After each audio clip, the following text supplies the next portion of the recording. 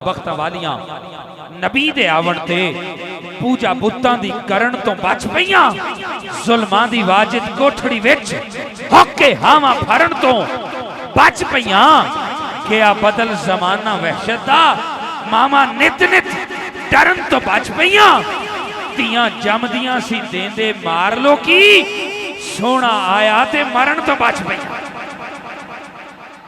तियां जमदियां सी देंदे मार लो की, सोना आया थे मरण तो बच पईयां।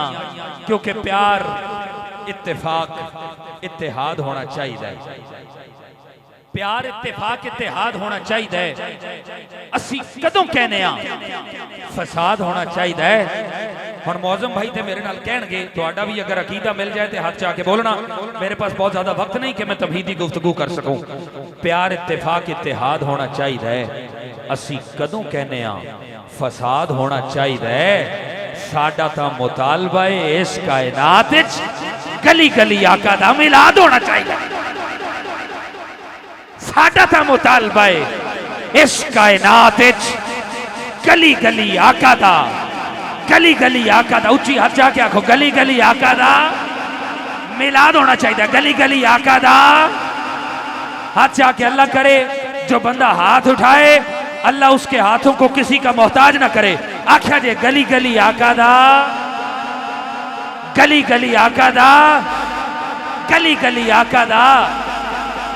आप आए ते जमाने ते भलाइयां आईयां, आप आए ते जमाने ते भलाइयां आईयां।